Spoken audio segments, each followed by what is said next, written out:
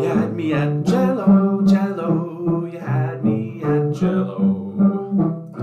You had me at Cello. Oh, you had me at Cello. Playing the cello. Hi, everybody. 5 o'clock on a Friday. Time for Cello Chat. Hope you've had a great week of practicing, and I know you're going to have a really great weekend as well. And hopefully one of the things that you look forward to as much as I do to kick off that weekend is some inspiration from the wonderful guests that I've gotten to interview. And I'm very excited today to have Anna Clift with me, who teaches at St. Olaf and at the International Cello Institute, among other places. How are you, Professor Clift? I am very well, and I'm so thrilled to be here. Thank you so much, Ben, for inviting me. All right. This is going to be great fun. So for any viewers that don't know your musical background, can you introduce yourself and tell how you got where you are? Yeah, I'd be happy to do that. So I currently live in Minnesota, and as Benjamin mentioned, I teach at St. Olaf College, but actually I have a very interesting background. My parents were British, and they immigrated to East Africa when they were married and actually ended up living in Africa for 18 years. I lived in Africa until I was about 10. And then we immigrated to Seattle, Washington, where I grew up. And that's where I first started learning the cello and becoming interested in music. Although my parents were very musical, my mom sang and my dad was a pianist. He was actually a jazz pianist, not by profession, but he was a scientist by profession. But he was determined my brother and I were going to become great musicians. And so I would say that there was some parental pressure there for sure. And I started out learning the cello in the schools. I was not a Suzuki kid. I had Mr. Merrill was my orchestra teacher, and it seemed like I did pretty well. And then I think he told my parents that I needed to get more lessons. And eventually I got pretty serious, and I became involved with all of the things that a natural teen would do, going to the youth symphony program, taking chamber music, going to summer music camps. And I was very involved with the Seattle Youth Symphony program, which is still happening today. I'm sure you've had students who've gone to that, and I'm an alum from there. And we had such a fantastic training. The director back then was Willem Sokol, and I don't know if you've met any Sokols in your life, but there's a lot of them, and they're all amazing musicians. And he was just the most inspirational person, and I think actually, when I look back on it, I think probably a lot of my love of teaching and music making really came from his influence, because he was such a powerful figure, but someone who just exuded warmth and interest in music. And I think that that's so important for young people. And so I had, there was Little Symphony and then Junior Symphony and then the actual senior Seattle Youth Symphony. And I played with them right up until the time that I graduated from high school. And I was lucky enough to study with some great teachers in the Seattle area. I studied with Raymond Davis, who was principal cellist of the Seattle Symphony, and Toby Sachs, who was teaching at the University of Minnesota. And in the summers, I would always go to Maristone Music Camp or some other music camp. But one summer, my parents found out about Banff. And Banff is in Canada, and Seattle is very close to the Canadian border. And so one summer I went to do music courses at Banff, and I got into a class with this gentleman named Claude Kennison, who also was a very sweet, motivational cellist teacher. And I was hooked. I mean, that just really did it for me. And then I went back in subsequent years where I was in Janos Starker's class. And Banff used to do this wonderful thing where they would invite for 3 weeks a different cellist to come. And yeah, it was just an amazing experience for cellists to get education and listen to these great masters teach. So, and then Starker eventually said to me, why don't you come to IU and study with me? So I went to IU, and that's where I did my undergraduate degree. And after that, actually, I should say a little bit about IU because it's such a big place, and when you go to a school like that, you find your own little niche, but you also have this amazing inspirational field of artists and peers you can learn from. And actually, one of my teachers there really was Menachem Pressler, the pianist, the great pianist from the Beaux-Arts Trio. And I ended up doing so much chamber music with him. I actually thought that chamber music was going to be my niche in my career. I loved it so much. And then when I graduated from IU, I ended up going to Stony Brook. It was a natural thing to go study with Bernie Greenhouse because of the Beaux-Arts Trio. So then I went on and studied with him.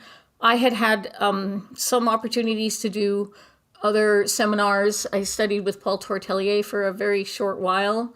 Gary Hoffman, in my younger years when I was, he was there, and it was just, I think this was in the early 80s, and I think it was just this amazing kind of saturation of great musicians, Joseph Gingold, and, so many people came out of that era. Terrific. Well, and chamber music has still remained a big part of your yes, musical life. Yeah. Yes. You want to talk some about the chamber music sure. Ensembles you've played in? Yeah. When I first, so I live in Minnesota, and when I first moved here, I became part of a piano trio with some colleagues of mine here, and we were called the Artemis Trio. The violinist taught at Carleton College, and I taught at St. Olaf, and so we unfortunately disbanded when she moved on to a different job. I played for a while with Ray Show's quartet, and this was a great opportunity to play in a really serious string quartet, the Artaria String Quartet. For 2 years I was with them, and it was a real taste of that kind of hard work that goes into belonging to a group like that.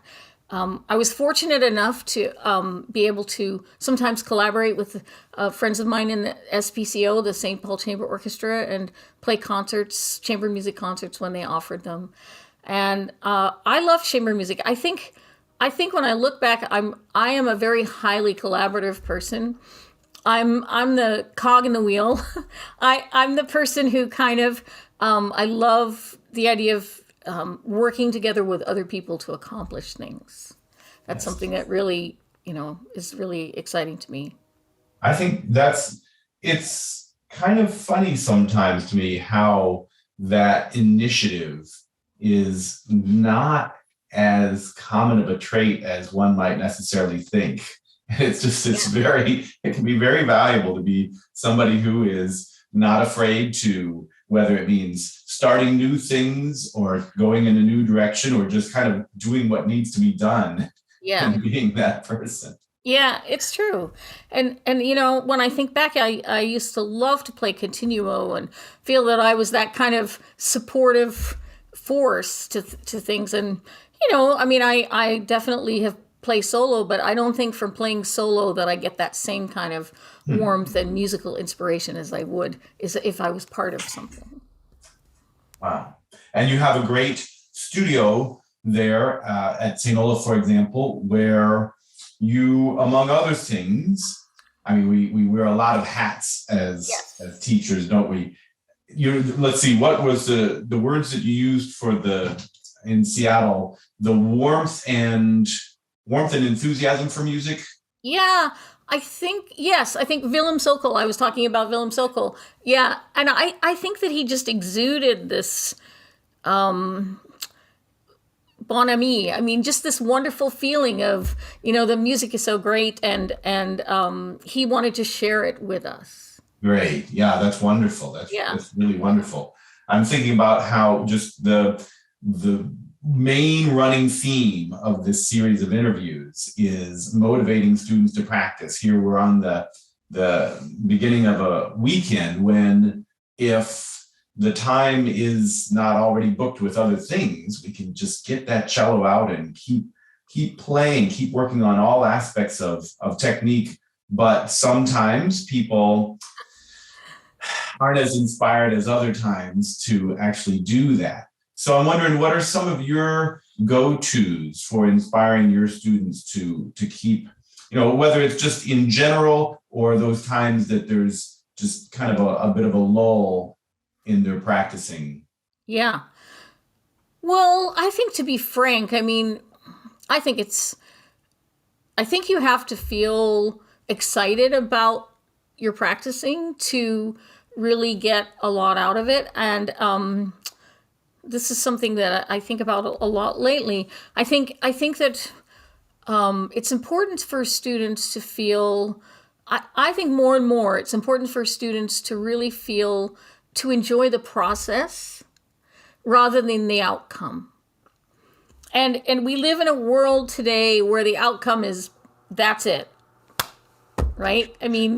It's everything's fast. You push a button and you get your ice cream. And I think that what I try to teach my students and myself, actually, I enjoy practicing more now than I ever did, is just really trying to say, look, it's okay if you practice 2 notes and just try to work on that shift. Or it's okay if the person standing outside your practice room does not recognize the piece that you're playing. In fact, that's really good. I always tell my students that. And the idea is that you should actually really find and I try to help my students find ways to feel successful and to enjoy the process of practicing. I think when practicing becomes drudgery, it's when you stop becoming an inventor or listening or being someone who can really take charge of where you want to be and what you're doing. And so I try to, it's not always easy to do this. I think that it's the little things that matter. No, there's a lot in there in what you said. I like that. Let's see, and you know Bruce Uchimura, right? I do. Was he in the Cello Institute, International Cello Institute at some point, maybe? Well, actually, Bruce and I met when we were just 17. We were at Congress of Strings together in Seattle. He came to Seattle. And then actually, it's funny you should mention him because I mentioned Banff earlier. Bruce went to Banff with me. All right. We both went. Oh, go ahead. We both went to the same summer program. I think it was just 1 year, but yeah. So he's the other person that I, remember talking about, that it's not just, okay, well, I have these notes to learn by the time the next rehearsal comes around or something, but enjoying the process. And you just, that the mind stays engaged because it has something that it wants to accomplish and it knows how to do it. So there's this intentionality to it. And it's the exact opposite of just kind of the brain thinking, are we done yet? Are we there yet? I think that's what it is. You flip the switch. It's like if your glass is half full or half empty, and you flip the switch, and the switch is that, it really doesn't matter what you are working on as long as it's something that you really care about and nurture. And it's funny, you should. Bruce is a fine pedagogue. I know that he talks about things like that. The other thing I've done with my students lately is I've just tried to be, we've done a couple of things that have been really interesting, and it's student driven. So I try to make my class, we have a class every week, and I try to make them feel that we are really truly a sense of a community. I think that students, particularly college students, well, all students, but they need to feel that they have a say and that they're listened to and that they matter. And so it doesn't always work, but I do insist on a class, and in the class, I often let it be student-led.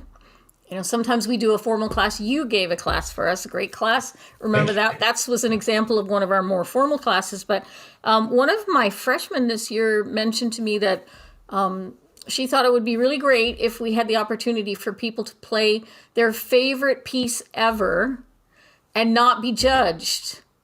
and the idea, and it was so interesting what came out of that.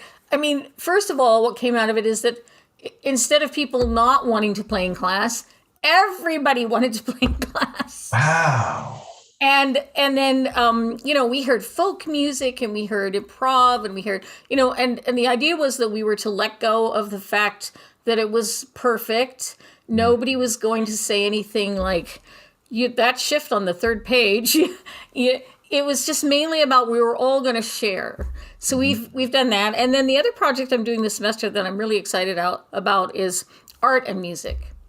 And so my students and I all came up with a project, an art, either a painting, pottery, anything art related. And we had to create it. I started painting, and then we took that object or that painting with us into the practice room for about 2 or 3 weeks, and it did improv in front of it, trying to really see what the painting inspired us to do. And everybody was very intimidated to do that at first because it wasn't something that was very different. But now we're at the end of the semester, and everybody's presenting their projects now and their art, and it's so interesting to kind of see what happens. And you really get to learn about your students that way. Wow. Those are both excellent ideas. And again, the sort of thing that if anybody is heading towards doldrums or routine in any way, talk about stirring things up. And sometimes they can be, students are surprised themselves where one thing spills over into other aspects of music or practicing. Yeah. Those are great. Yeah. Color for me has always been a really important thing.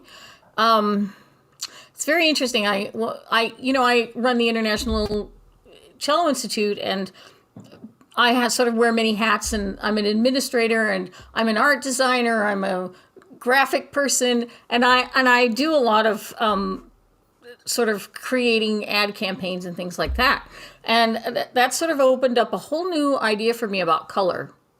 And it's very interesting when you work with other people, because then you kind of realize that, boy, what you think might be two good colors together are definitely not what that other person, it's a whole nother way of looking at it. And that's just like music too, it's interpretation.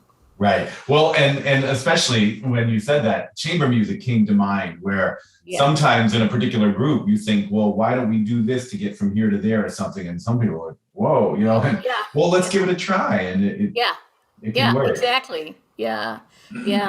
So it's fun.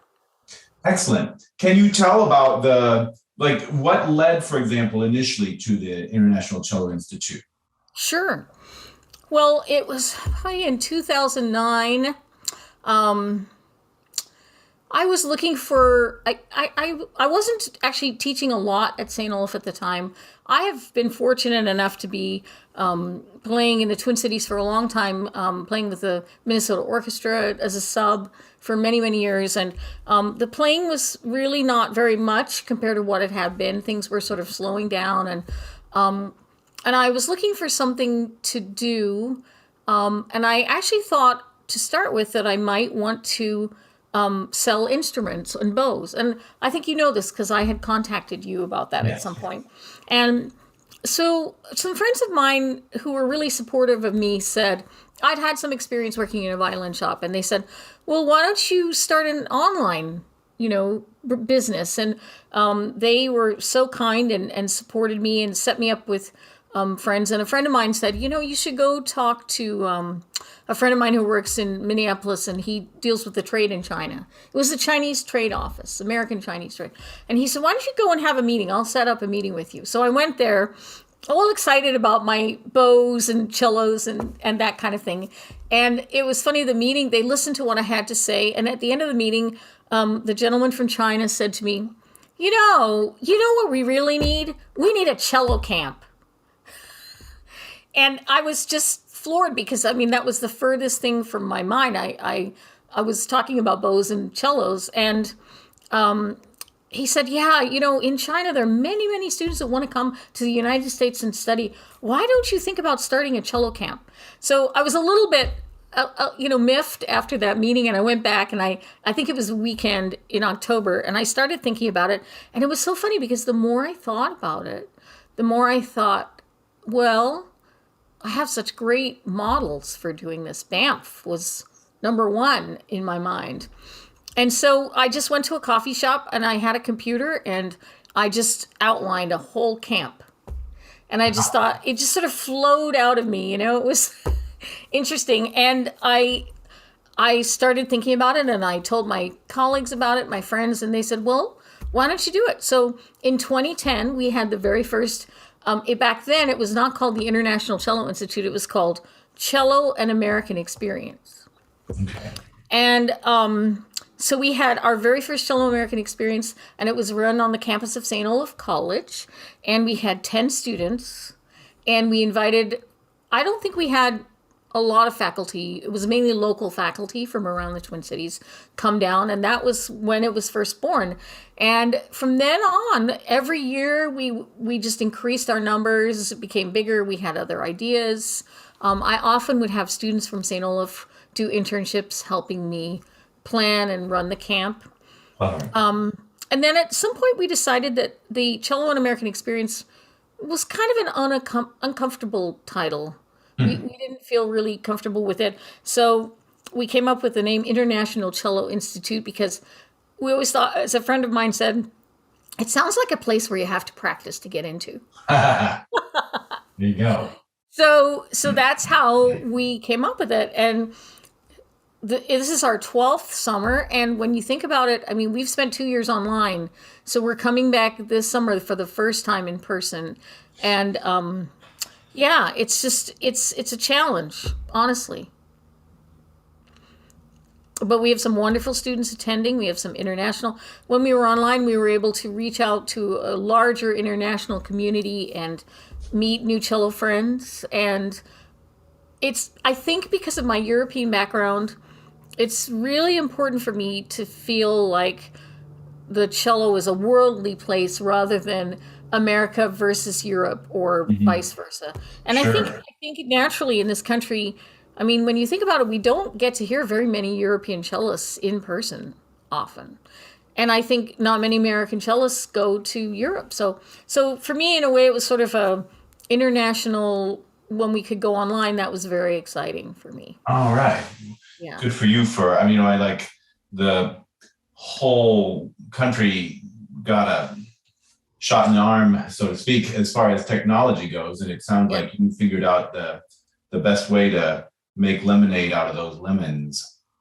Well, I can't take the credit myself because I have to tell you, going back to my whole thing about how I love to be part of a team, we have an amazing team of people, young people and older people who are who help me with this and have a lot to do with the success of the program. Terrific. Somehow in the course of you talking about that and previous things you were talking about, makes me think on your bio, you do it comes across very clearly your passion for teaching. And so, there's a degree to which maybe from your perspective, that was from your previous teachers. But then there's some times where you just, like you being an initiator, you just have a love of music and like you say, of being a collaborator. And you have found a neat, more than one niche for being able to help others find that love too. Well, thank you for saying that. It is really important to me. I have to say, it always amazes me. I don't think I always taught from a younger age, but I don't think I had the passion for it until I guess until I really started, probably after my kids were a little older. When you're younger and you've got young kids, that takes up a lot of your passion and your energy.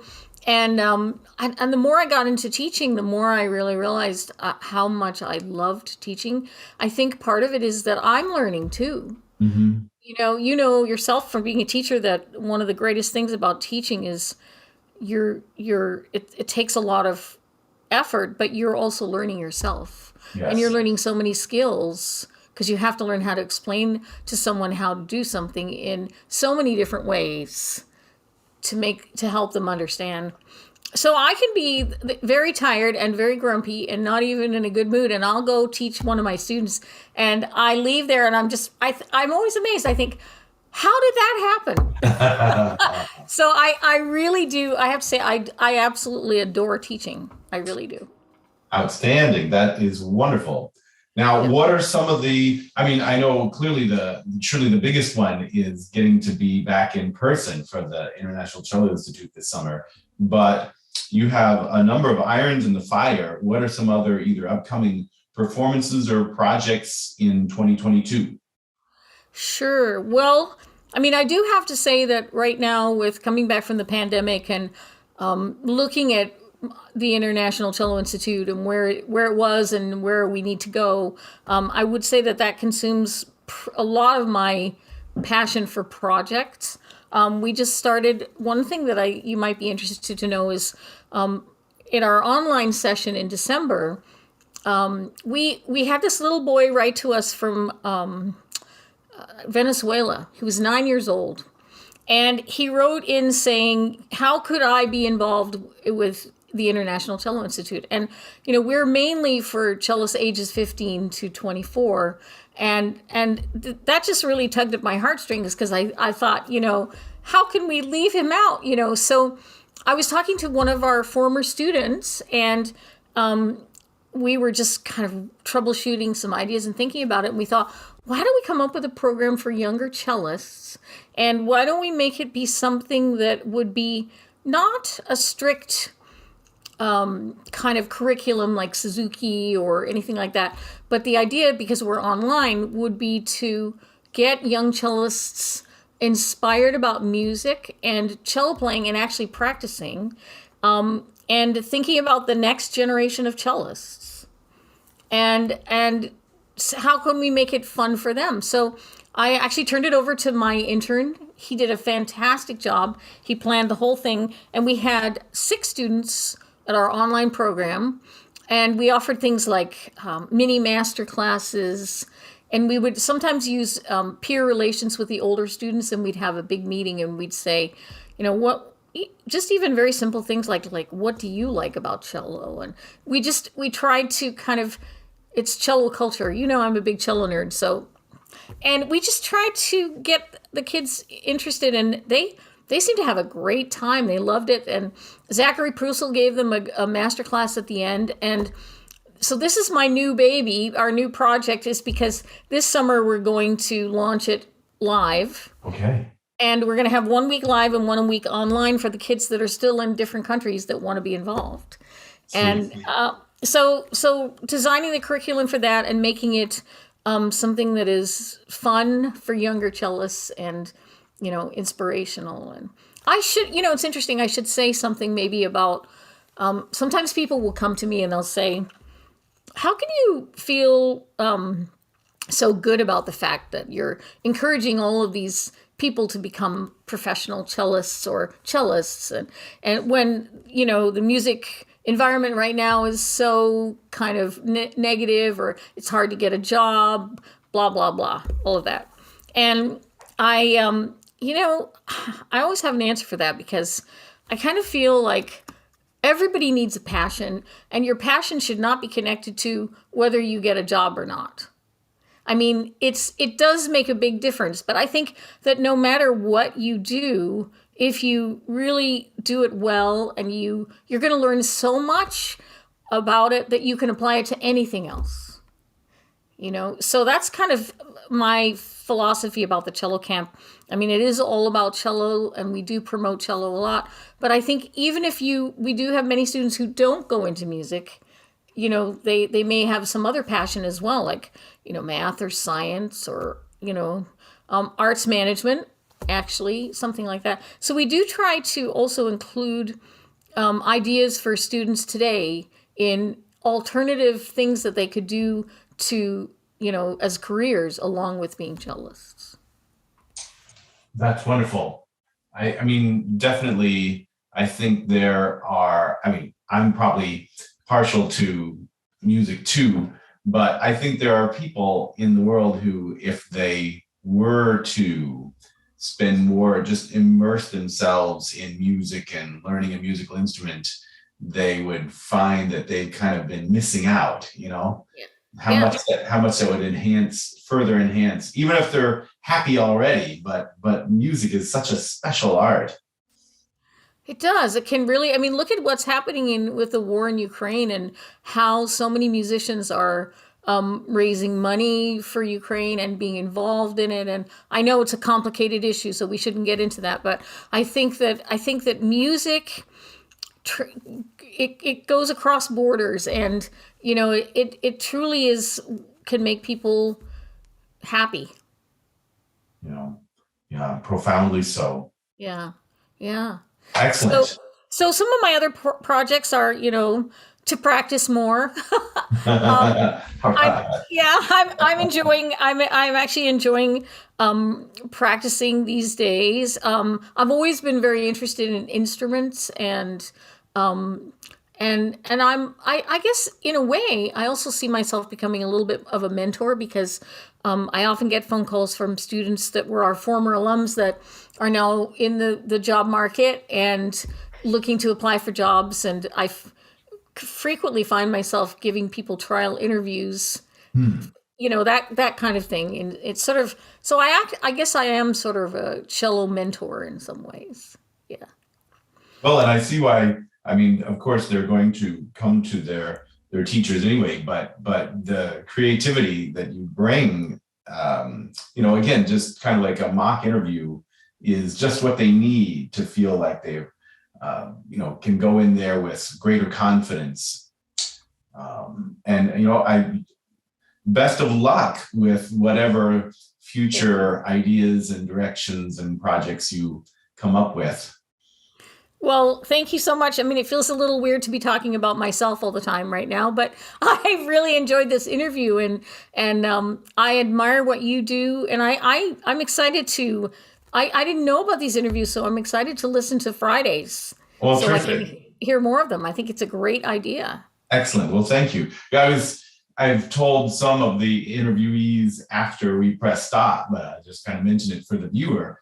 In a way, these past 2 years that we've had, where it wasn't feasible, of course, to have in-person guest artists, and so we tried doing them by Zoom, and to try and have some portion be a getting to know these various people. But sometimes students are not very forthcoming with questions, so if they're just there on the screen and I'm asking a lot of the questions anyway, I thought, well, might as well do these as a series, and then they can watch them whenever it's convenient for them. And it's been really great from me personally, and also hearing the students' reactions to, and again, you know this too, is like when you hear a guest artist come in, they may say the same thing that you've been saying, and the student reacts as though they're hearing it for the first time, but just kind of hearing it a new, fresh way, just a different way of